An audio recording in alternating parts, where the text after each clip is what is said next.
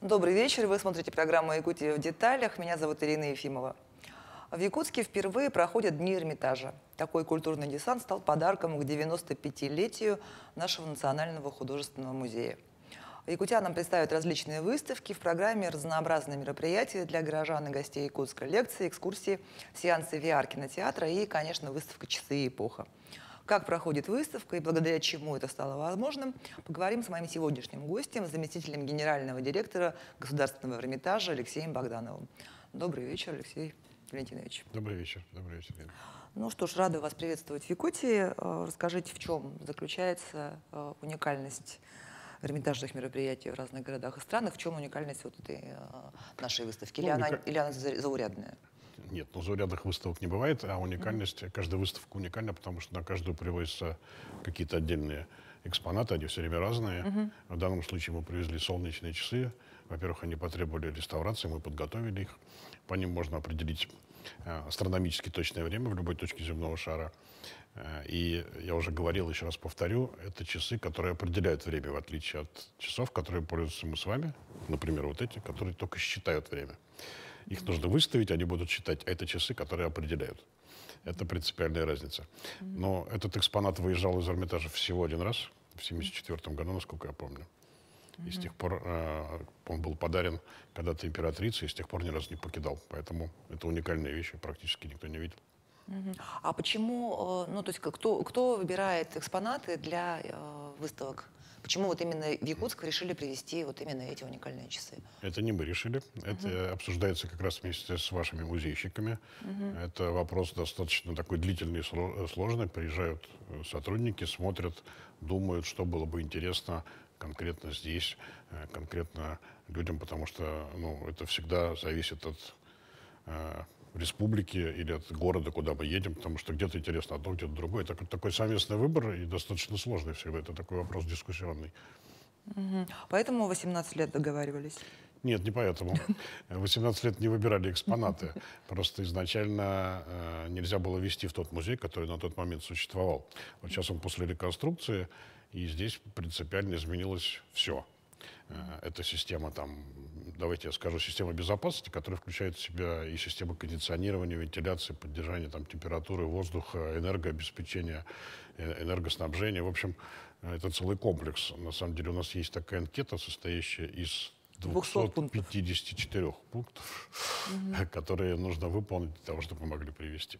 Мы работаем в прямом эфире. Задать вопрос моему гостю можно, позвонив в студию по номеру 841 12 42 14 39 или отправить сообщение в Телеграм на номер 8 914 235 0502. И, конечно, можно задать вопрос через наше мобильное приложение.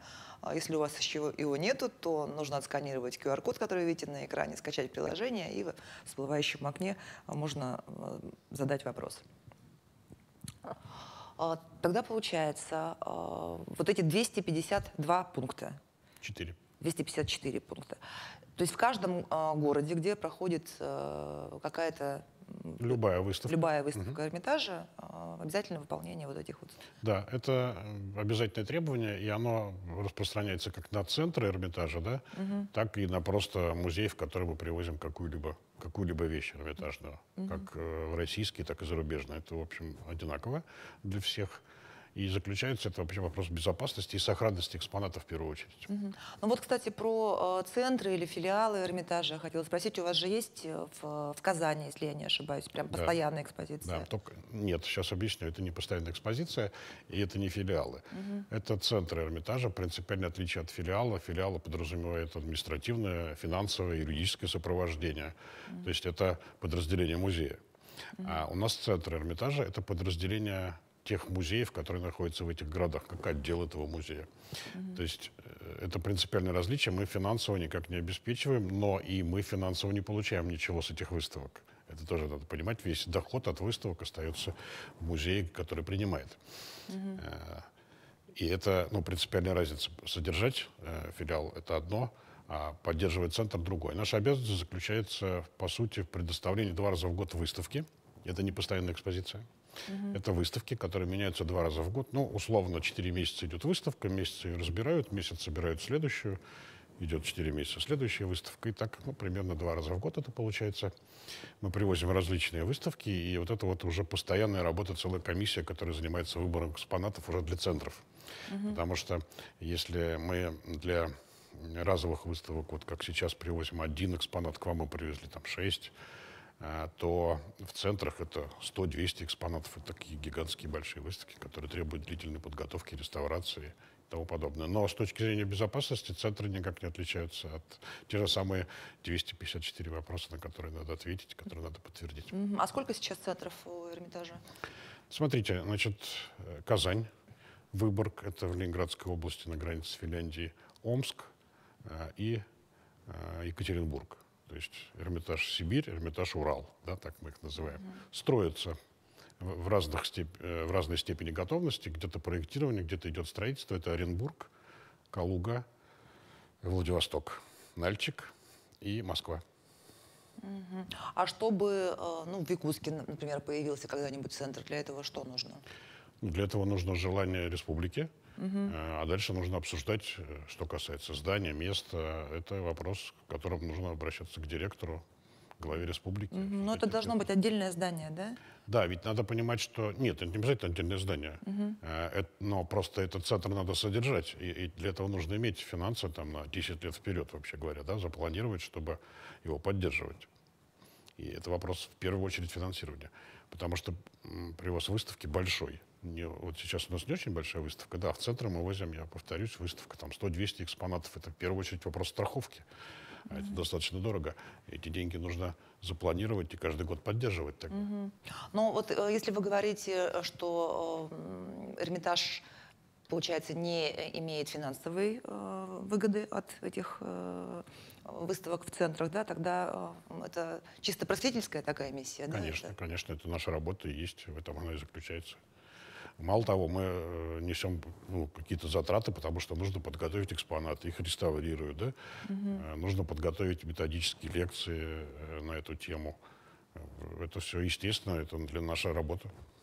А вообще, насколько вот объекты культуры, скажем, музеи, они должны быть самоокупаемыми или не должны быть? Вот, что вы думаете по этому поводу? Значит, должны быть. Значит, в мире практически очень мало музеев, которые самоокупаемы. Практически все находятся на дотации. Я убежден, что задача государства поддерживать культуру. Никогда музей не сможет зарабатывать. Да? То есть, точнее, быть на самообеспечении. Зарабатывать мы зарабатываем какие-то средства, естественно. Но это примерно 30% от того, что нужно. И во всем мире это приблизительно так. Ну и какой бы это ни был музей? Есть несколько исключений в мире, да, но тогда они не поддерживаются государством, они самостоятельно абсолютно пытаются заработать. Но многие работают на фонде целевого капитала, так называемый эндаунтмент. Да.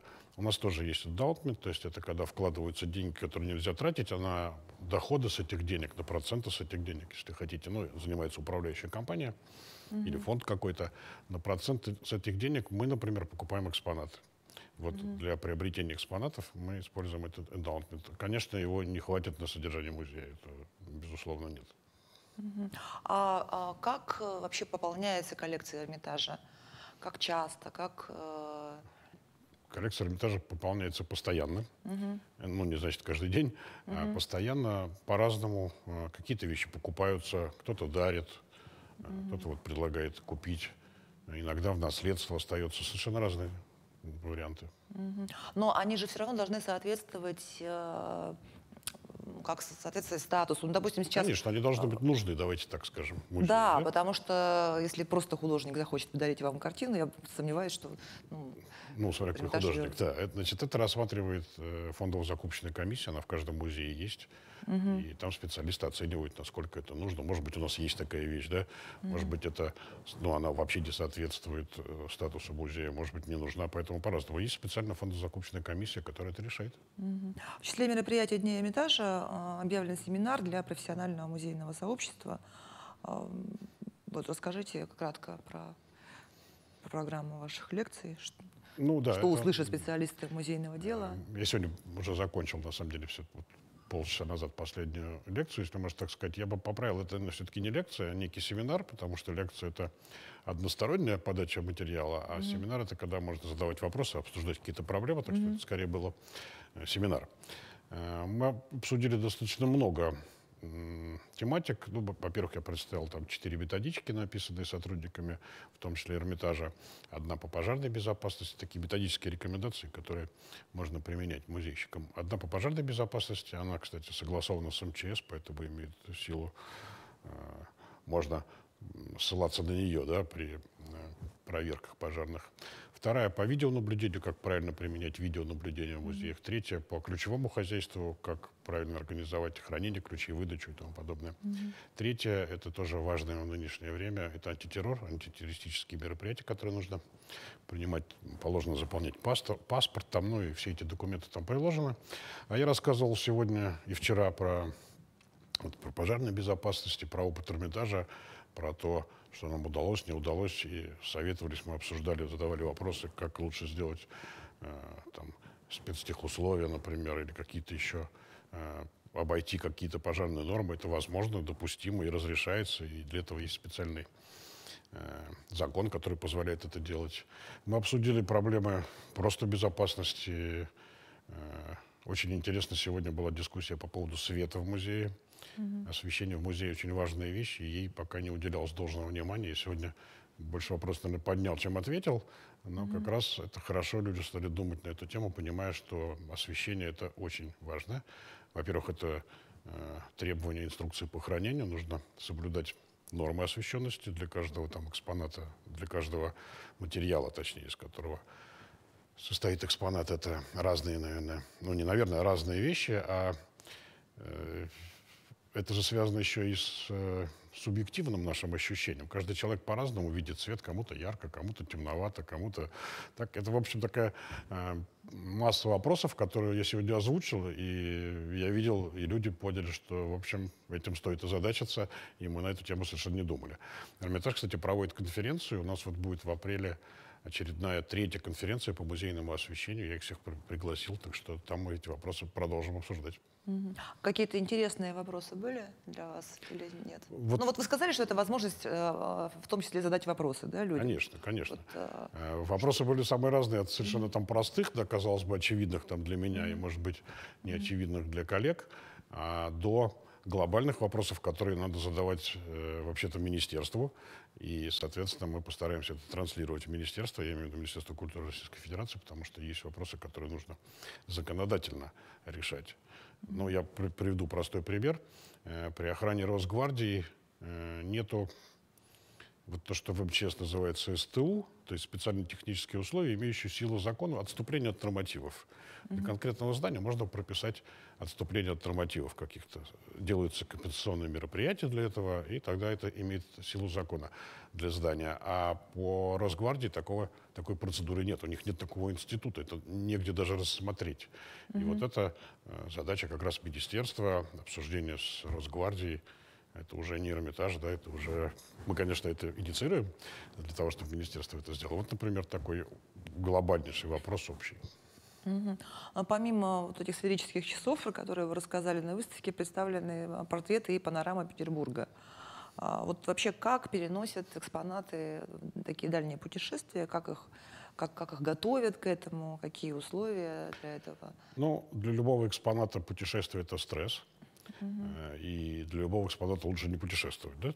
Понятно, что любое перемещение — это стресс, это, так сказать, нарушение. Но, во-первых, они подлежат специальной упаковке, которая создает там такой двойной ящик, упакованный там специальной мягкой такой губкой.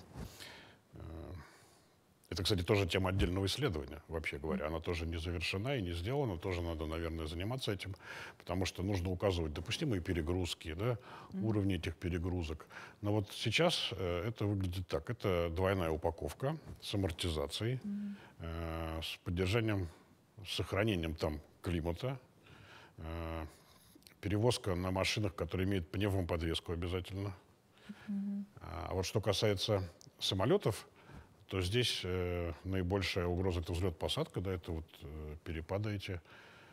Но реставраторы специально готовят каждый экспонат, его проверяют перед тем, как отправить, смотрят сохранность. Если нужно что-то реставрируют, укрепляют. Всегда приезжают реставраторы и сюда, ну, вот в данном случае к вам. Всегда с выставкой приезжает реставратор, который после перевозки при вскрытии смотрит состояние. Ага. То есть это ваши реставраторы, Да, местным конечно. реставраторам это не доверяют? Ну, вот, Ну, во-первых, не то, что не доверяют, не так. Во-первых, просто местный, простите, не видел, в каком виде она уехала, да. ну, Это раз. А потом не везде есть эти реставраторы. Вообще с реставраторами это отдельная проблема, и нужно... Вот мы планируем в центре Эрмитажа во Владивостоке открывать такую школу реставраторов, потому что, например, на Приморский край, на Сибири очень мало этих людей, которые могут это делать. Надо учить. Поэтому не то, что мы не доверяем, их, как правило, просто нет. Да? А еще раз повторюсь, даже если он есть, он не видел и не знает бытования предметов в Эрмитаже, поэтому тяжело будет что-то сделать. Но здесь это делается, если он есть, то вместе с ним показывается, так сказать, что... Потому что перед отправкой, опять-таки, приедут реставраторы, перед упаковкой посмотрят, и потом у нас при вскрытии тоже посмотрят. Но если Эрмитаж решил сам готовить реставратора, значит, получается, есть, ну, проблема с кадрами, это, получается, есть, да, в этой области? Но мы не готовить будем реставраторов, мы будем помогать готовить. Да? То есть мы готовы поделиться опытом своих реставраторов, различными методиками, которые они применяют, изобретают, открывают. Но это не учеба в Эрмитаже, да? Ну, так скажем. Это Эрмитаж будет приезжать и проводить мастер-классы какие-то, показывать конкретные вещи. Мы не будем, вот то, что вы сказали, это подразумевает выдачу аттестата. Мы этого не делаем, да? Мы просто будем помогать учиться. А продолжают к вам студенты ездить на практику наши? Вот раньше из ИГИКИП приезжали студенты на практику в Эрмитаж. Это, ну, такая отдельная тема, достаточно сложная, потому что с развитием всех университетов каждый стал для себя выдумывать собственные правила практики, составлять собственный договор, и не все они подходят даже для нас. Я не могу сказать конкретно про ваш университет, просто не помню, но могу сказать, что для многих университетов, ну, многие проходят практику, но есть договора, которые там неприемлемы, например, для нас, в принципе. Да? То есть договор составлен так, что мы не берем на практику. Я сейчас говорю не только про искусствоведческие специальности, ведь у нас проходят практику технические специалисты. Ну, как это ни странно и, может быть, удивительно, но в Эрмитаже достаточно много технических специалистов, там порядка 200 инженеров. И им тоже надо искать замену, тоже надо готовить. Так что это касается не только искусства.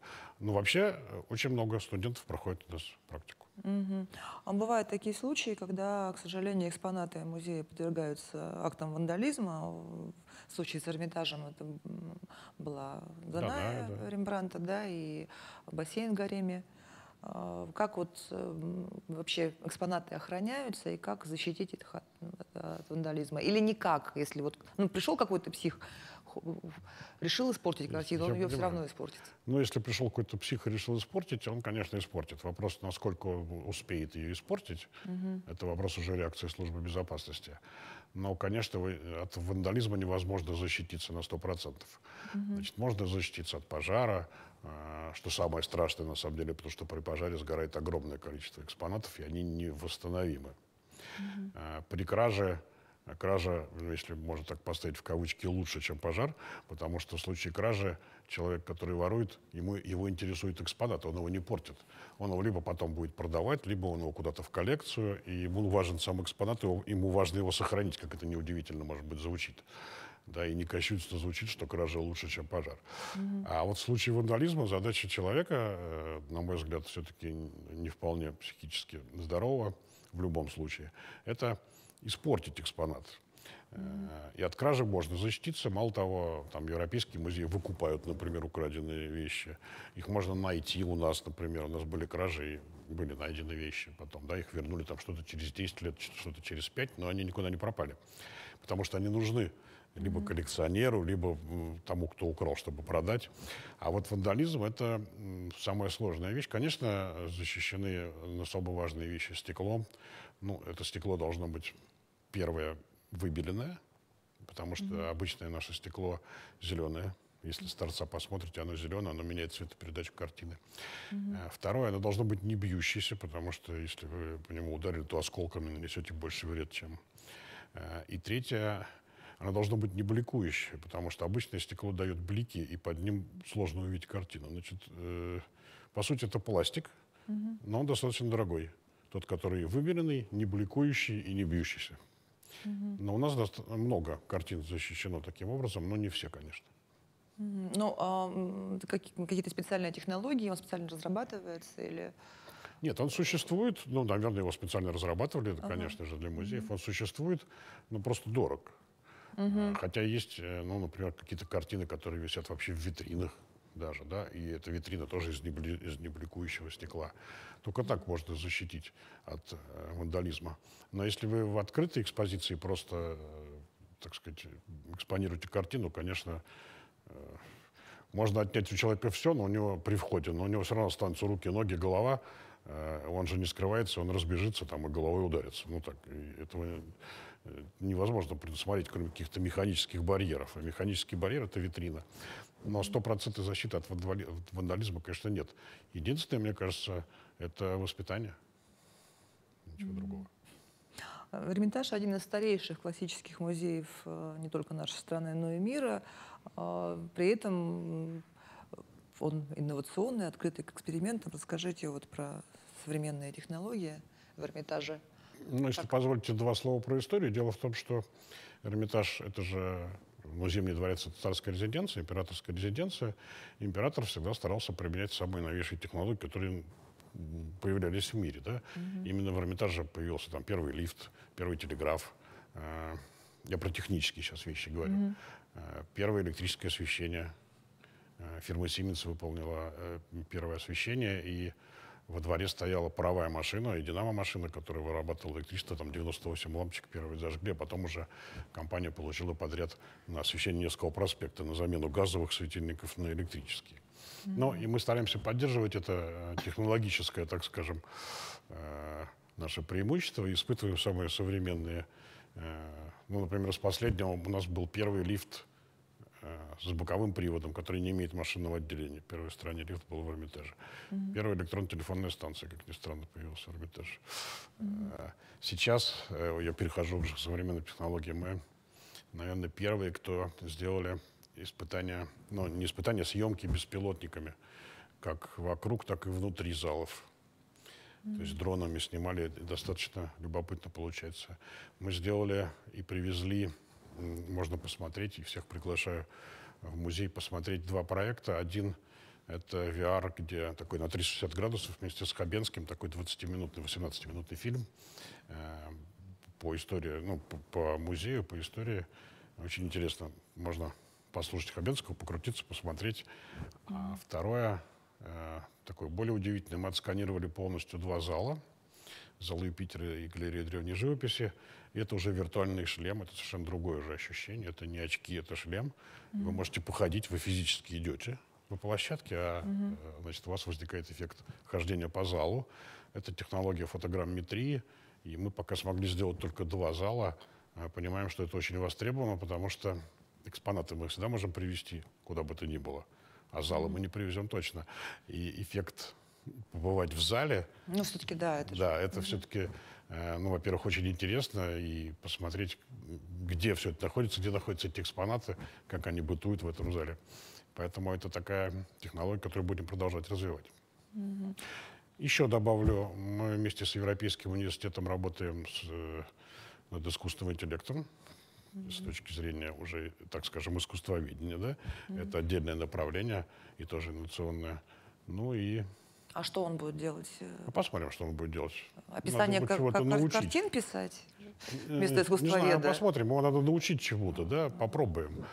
Посмотрим, что из этого получится. Вот мы, например, учили нейронную сеть распознавать инвалидов-колясочников. Для нас это важно, чтобы на подъезде к музею мы уже могли встретить, служба безопасности могла встретить человека на коляске, потому что не все уклоны соответствуют нормативу. Но есть историческое здание, там ступеньки, например, достаточно высокие, и даже при наличии подиума не заехать. Надо помогать человеку.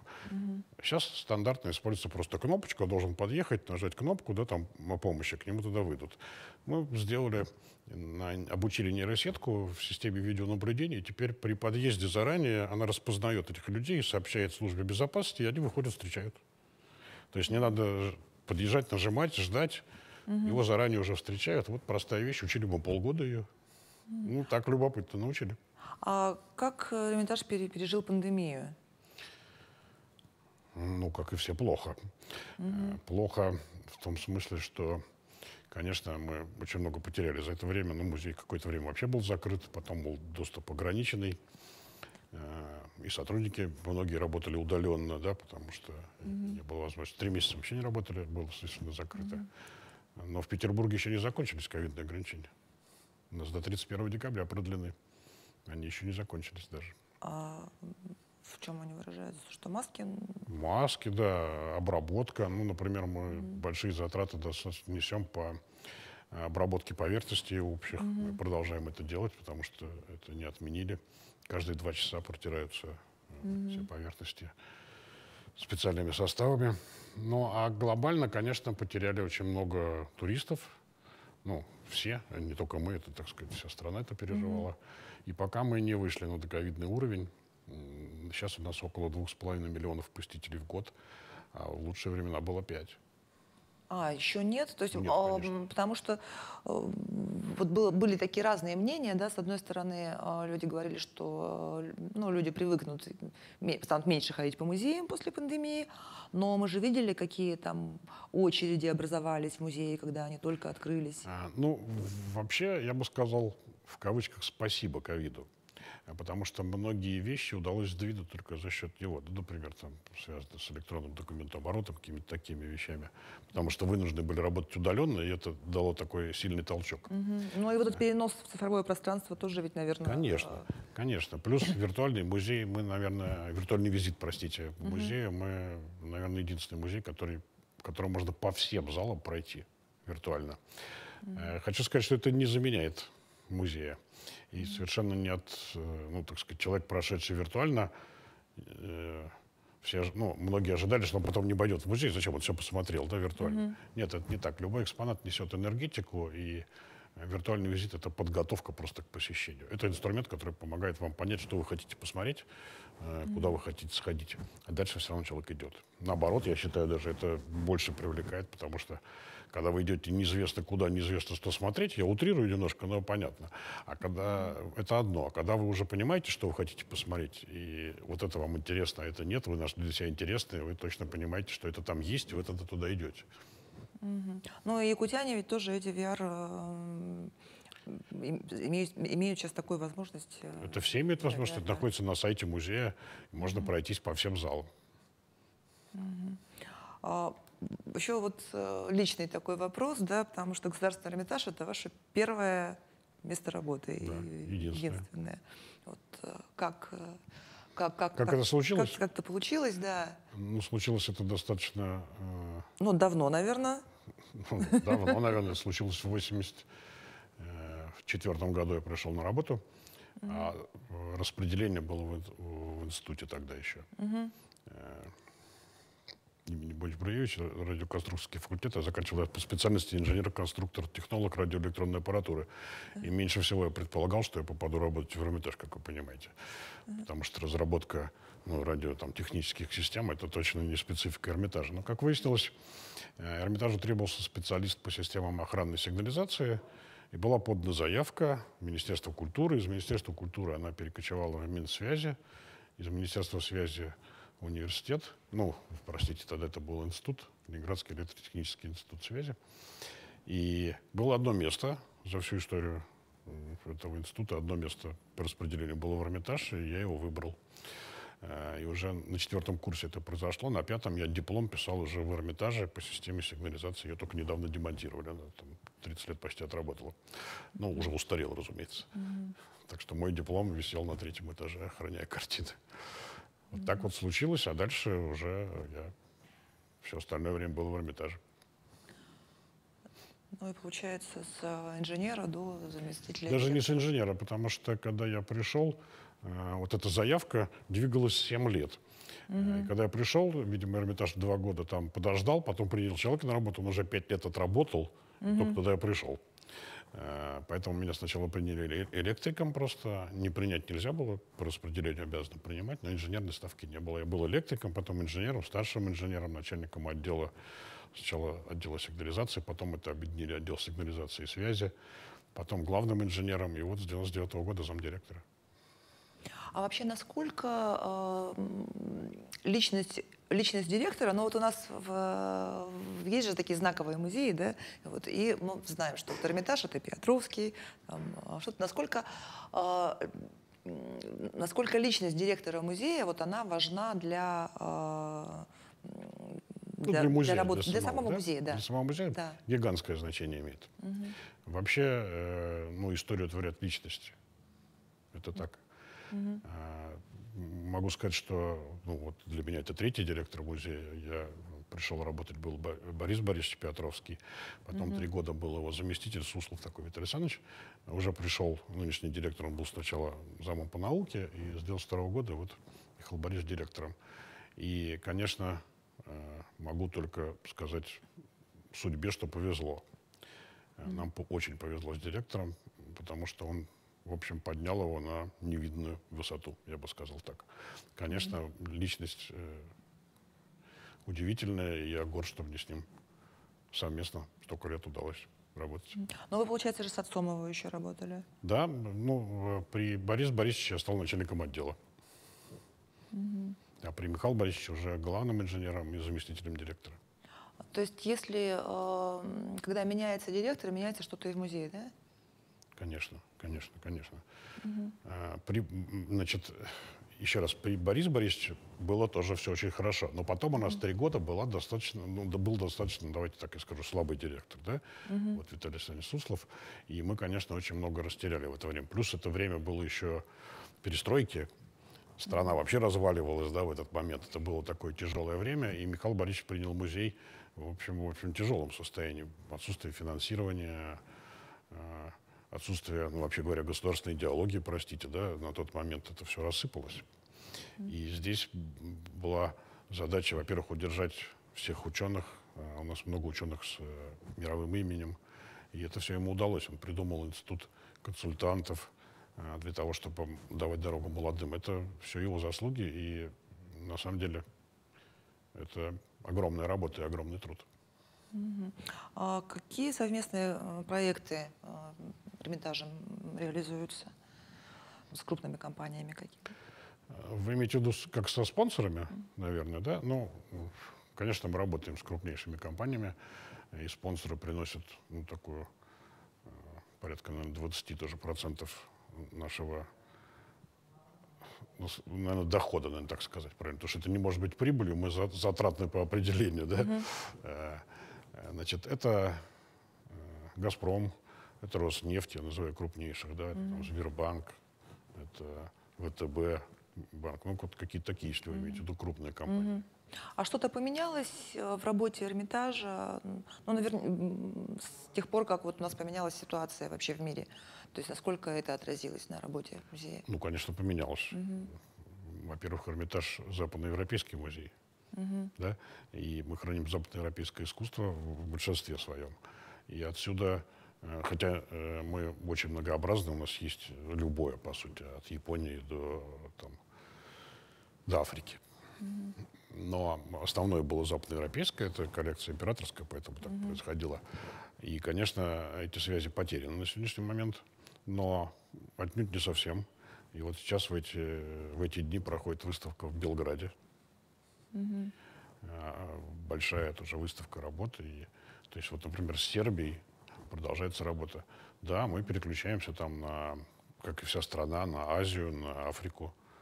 То есть тоже разворот на Азию? Конечно, да, но в том числе Европа не пропала. Мы очень давно не работаем с Америкой, уже лет 15, да, после того, как возникла опасность ареста коллекций.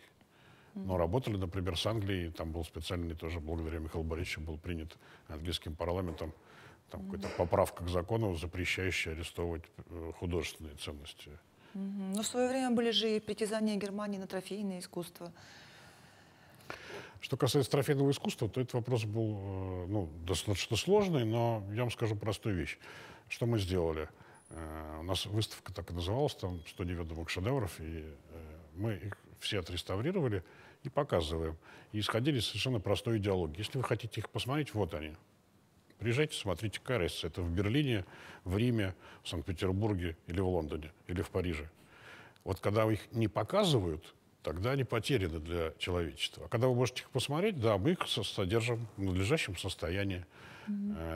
Храним, не Да, прячем. храним и показываем. Вы можете посмотреть, ну, какая разница, куда приезжать. Но сейчас ситуация немножко изменилась, да, с приездами, но принципиально мы придерживаемся вот этой позиции, и вопрос сразу пропал.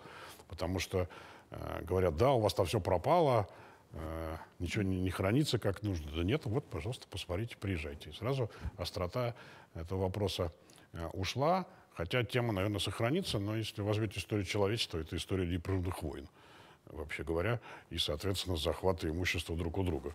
Это такая тема, которую мы с вами в 3 минуты не уложим. Ну что ж, спасибо. Спасибо вам за беседу. Мы надеемся, что это первое, но не последнее совместное мероприятие с Государственным Эрмитажем. Спасибо, мне очень понравилось Якутия, я тоже буду надеяться, что это не последнее.